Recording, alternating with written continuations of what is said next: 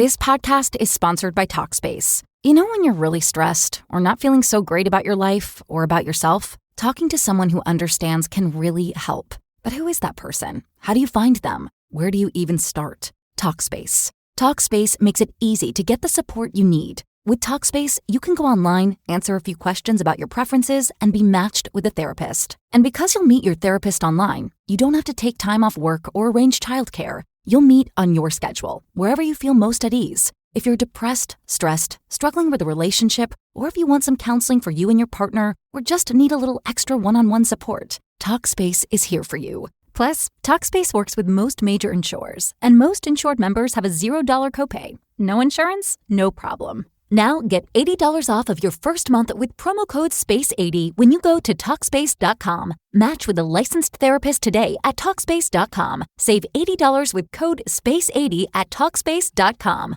The Gabby Petito story. Were there red flags, and were those red flags ignored? That's what we're going to be talking about on this particular special edition of Charlie Crimebuster.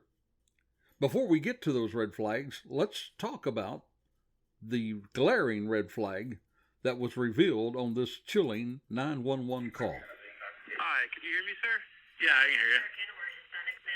Hi, I'm calling. I'm right on the corner of Main Street by Moonflower, and we're driving by, and I'd like to report a domestic dispute. Florida with the white van, Florida license plate, white land, gentleman, Where's it at? 5'6" Deer. They just drove off. They're going down Main Street. They made a right onto Main Street from Moonflower. Or what were they doing? Cooperative, but what'd you say? What were they doing? We drove by, and the gentleman was slapping the girl. He was slapping her? Yes, and then we stopped. They ran up and down the sidewalk. He proceeded to hit her, hopped in the car, and they drove off. Okay, you said it's a white van? White van. I give you the license plate. Just give me 1 sec. I took a picture of it. What kind of white van? Like a big one? It was a smaller van with the license plate of. It was white, Florida license plate QFT G03. It was the make was a Ford. Model was Transit. Black ladder on the passenger side. Black ladder, passenger side. White Ford Transit. White Ford Transit. Okay, what's your name? Well, there you have it, ladies and gentlemen. That was the 911 call, the chilling 911 call, I might say, that became a really big red flag. Well, welcome to another Charlie Crimebuster special. Today, the Gabby Petito story. And we're going to ask the question, were there red flags, and were those red flags ignored? But first, a quick summary and an overview. For you see, back in July the 2nd, 2020, Gabriel, who is affectionately known as Gabby, well, she was a young lady and Brian Laundrie was a young man, and they announced together their engagement. They announced it on Instagram. Now fast forward 1 year later. July the 2nd, 2020. And actually, July the 2nd, 2021, pardon me. And this same couple now, Gabby and Brian, they're making another announcement, but this announcement is that they're about to embark upon a 4-month road trip. A road trip that they're going to document on social media. Now, reports are that they postponed their wedding date because of the COVID-19 pandemic. I want to ask you to hold on to that thought because there's a little more to that story, and we're going to find it out right here on this special edition of Charlie Crimebuster. Now, according to their social media, they traveled from Florida to Kansas to Colorado and Utah. And while they were traveling, they were touring and camping at several national parks and national attractions. And from their Instagram accounts, well, it appears that all is going good. In fact, it appears that everything is going great. In fact, one of our posts says, well, there's no place like the tiny home we built. She goes on to say in another post, turning this Ford Transit essentially into a camper, well, it was such an adventure in itself. but I could not love the way it turned out more. All the plans and places that it's brought us to so far have been, and she says, quote unquote, amazing. This she wrote on July the 11th. And many other posts will share what can only be described as a joyous adventure of two young people in love.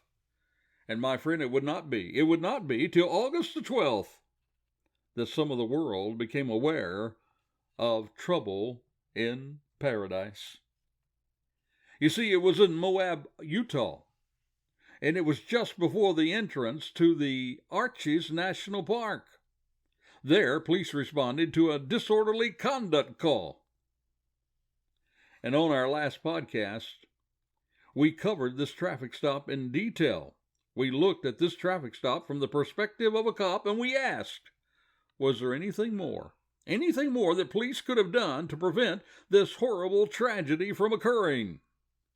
Now, the body cam video, it showed Gabby in tears, saying that the couple had been fighting. And Laundrie, well, he said that she had hit him with her phone and grabbed the van's steering wheel to make him pull over as the police followed them. Well, investigators on the scene, they did not file charges, but they did ask for a voluntary separation of the couple for that night. And on August the 19th, they loaded a video to YouTube. Now, this was just several days after that traffic stop. Then Gabby and Brian, they put together a video on YouTube, and it was called Van Life Journey. In watching this video, you're going to see a couple that appears to be in love. They're touring the country. They're turning cartwheels. They're running into the ocean. Everything seems good. But my friend, it is what we don't see. It's what we don't see that brings this story into darkness. Now, on August the 25th, Gabby posted her last Instagram photo. It appeared to be from Utah. And according to Gabby's mom, this was the last time that she heard from her. It was a FaceTime call, and it was the last time that she ever heard from Gabby personally. Now, however, there was an odd text message. That text message was to her mother. And the text read these words, quote, "Can you help Stan? I just keep getting his voicemail and missed calls." Now, you see, the reference to Stan was actually regarding her grandfather. But according to Gabby's mother, according to her mother, she, Gabby, never called him Stan. And at this point, Mom says she did become concerned, thinking, maybe is something wrong with her daughter? Now, nothing else was heard from Gabby till August the 30th, and then there was another stranger text that simply read that they had no signal, that there was no signal in the park that they were about to tour in North California. And then you probably know the rest of the story. September the 1st, Brian Laundrie, he returns to Florida in Gabby's van, but guess what? There's no Gabby. And then on September the 11th, Gabby's family, they report her missing. They report her missing to the police up in New York. And at first they had a hard time because it seems the police were not taking them seriously. And then, of course, when the police knocked on Brian's family door down in Florida, well, believe it or not, they were met by them simply handing them a lawyer's card. A lawyer's card. And Brian, he exercised his constitutional rights to remain silent. In fact, he is so silent now, that no one in the public, no police agency, really knows where he is. In fact, they're out there right now searching for him, trying to find this young man who has now certainly become a person of interest. And by the way, if you happen to know anything about where Brian might be located, please give a call to the FBI National Hotline. It's 1-800-CALL-FBI. That's 1-800-CALL-FBI. Or you can submit tips to tips.fbi.gov. Help them find this person of interest. And then as we go on with the story, yesterday, September the 21st, authorities did confirm. They confirmed that the body that they found in the national park, that body was indeed Gabby, and that she had died of a homicide. The way she died is pending additional investigations. We'll know more as they reveal that. Now, in that timeline, you can certainly see that there were some red flags regarding domestic abuse. And I'd like for us to take a moment, take some time to go over these red flags, both in the timeline and otherwise. I think we have to go back and begin to look at the red flag as far as to why the wedding was called off. Now, officially, they said it was because of COVID-19, the pandemic. But, listen to this. According to Yahoo News, well, Gabby's mom, she says, quote, and I'm quoting from Yahoo News right now, they were excited at first, but then they were like, well, let's just wait. We're very, very young. You see, this is what Gabby's mom told the Daily Mail. Now, this is certainly a red flag. Calling off an engagement, putting off marriage. And most of us believe it had something to do with something more than just COVID-19. Let me ask you a question. Could it be that the tension had already began to escalate between these two? Now, according to the outsider, friends of the couple, they said that they were frequently on again and off again. Another friend described their relationship like this. She said they had very high highs and very low lows, an up and down relationship. Now, all of this could be just two young people finding their way as they go on the path of love, or it could be an indication that just maybe these two are not quite suited for a long-term relationship. So this is red flag number 2. Red flag number 1 being they called it off. Red flag number 2, people who knew about the relationship were telling others that it was an up and down, off and on type situation. And now there's another one. Red flag number 3. This comes to us from U.S. News Chant. You see, Gabby's friend, a young lady by the name of Rose Davis, she lives about, just 40 minutes from where Brian and Gabby were staying in Brian's father's house. She said that this relationship, that Brian was both, now get this, jealous and controlling. You see, in an interview with Daily Mail, Rose Davis, she says Brian went as far as to take Gabby's ID in order that she could not meet up along with her at a bar. She went on to say that this triggered a violent episode, much like the one investigated at the traffic stop on August the 12th. She went on to say that he, Brian, took her ID so that she would not have the ability to come out with me. And then, as she continued in the interview, she mentioned that Brian had jealousy points and struggles. Gabby would call these jealousy points and struggles episodes. It was a place where Brian would have issues. And get this, she said that not only would he have issues, but he would hear voices and could not sleep. Did you get that? He would hear voices. Big time red flag. Davis went on to say that sometimes Gabby would come over to her home simply because she wanted a breather from him. Now again, as I said, Rose lives in Sarasota, which is just about a half an hour from Gabby's and Brian's home there in Northport.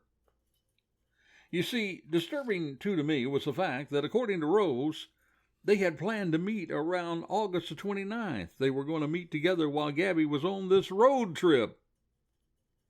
They were going to meet together, according to her, and according to the article in Daily Mail.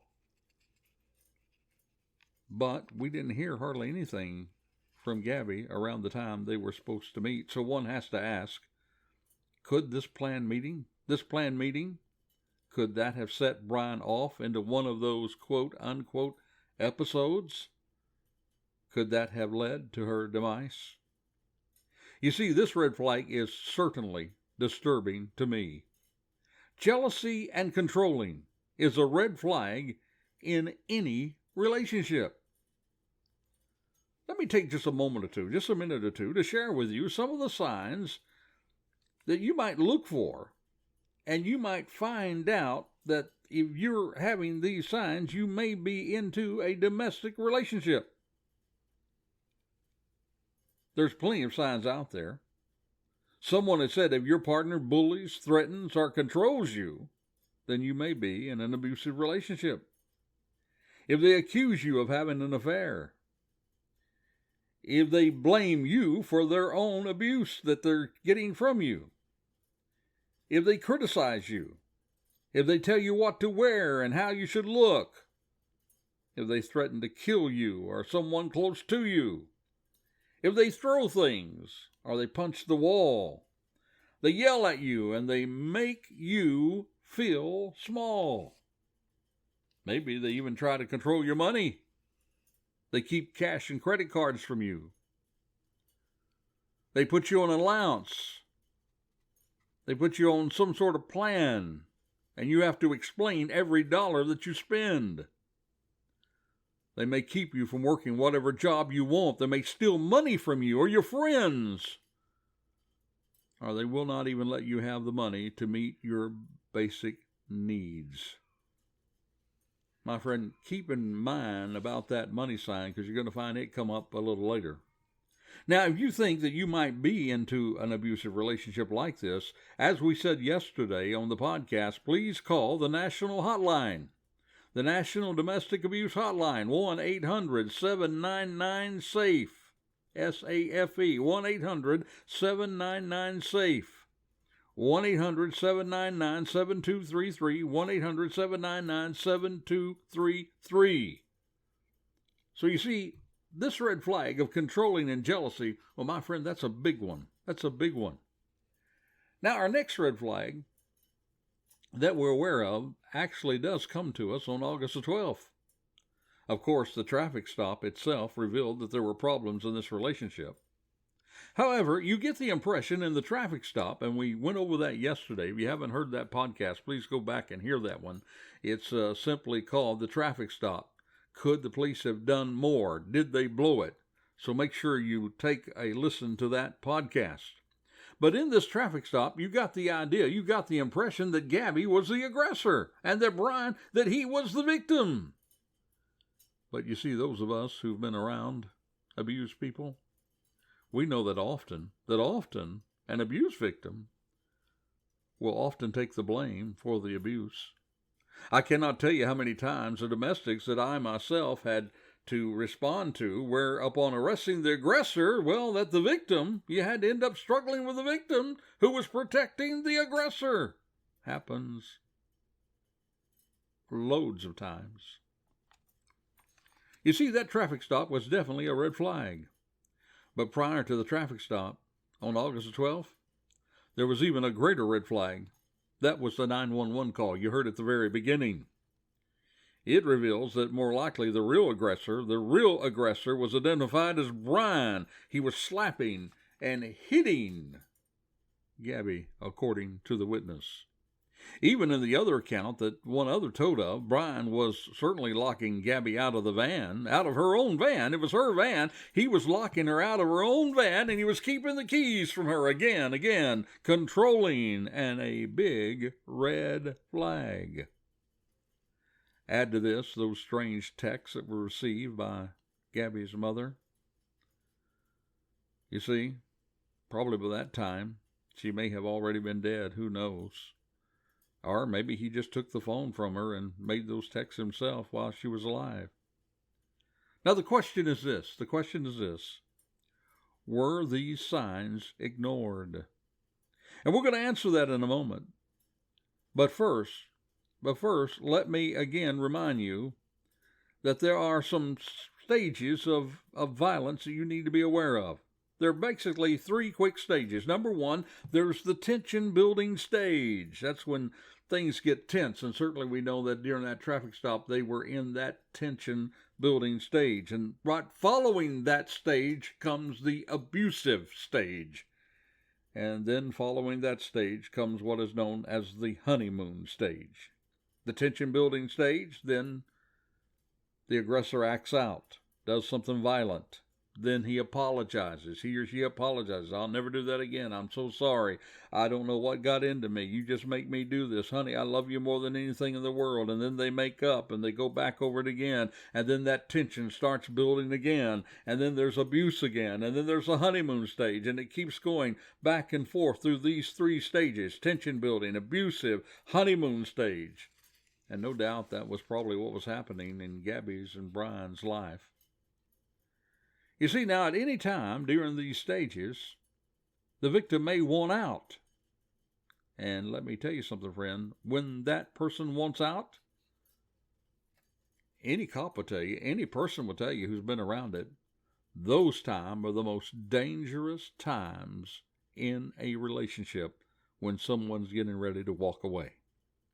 Now, it was reported today that during that infamous traffic stop, that one of the park rangers, which was a female, along with the cops that were there, that she had actually taken Gabby aside, and she suggested that this might be a good time while they were being separated for that night. It might be a good time to rethink the relationship and maybe get out of the relationship. Now, let me ask you, could that maybe have encouraged Gabby to end the relationship? And could that have led by her trying to end that relationship out there in the wilderness, just them alone, with nobody around for safety? Could that have caused her death? But getting back to the red flags, there's another one from the money angle. Now, there was a New York woman. She said that she had picked up Brian Landry on August the 29th, that he was a hitchhiker and he was alone. This particular person is a young lady by the name of Miranda Baker, and she said that that Brian told her that Gabby was camping alone and working on her social media page. She revealed this in an interview with Good Morning America. She claimed that Landry approached her and her boyfriend, she was with her boyfriend, in need of a ride to Jackson, Wyoming.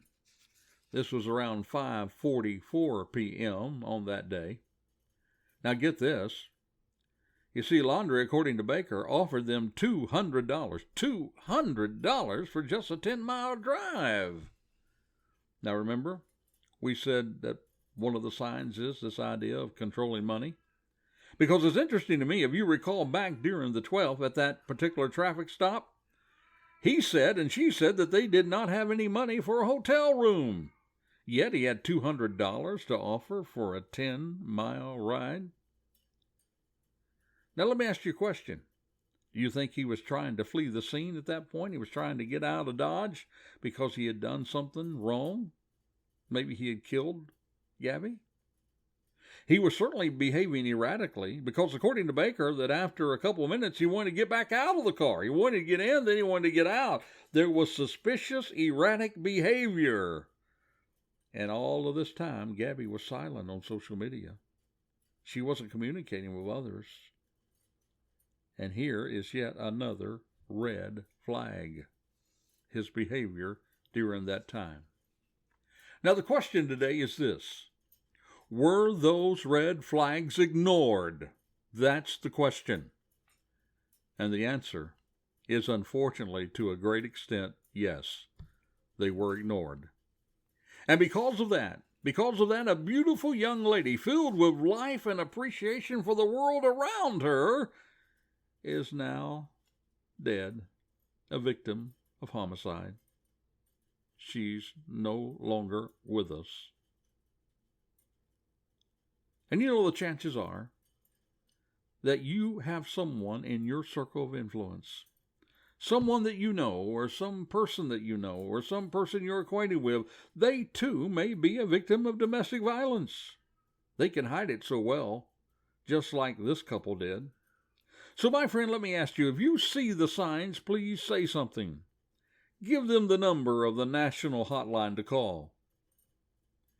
Now, my friend, I know that we will not be able to save all of the victims, but maybe we could just save one.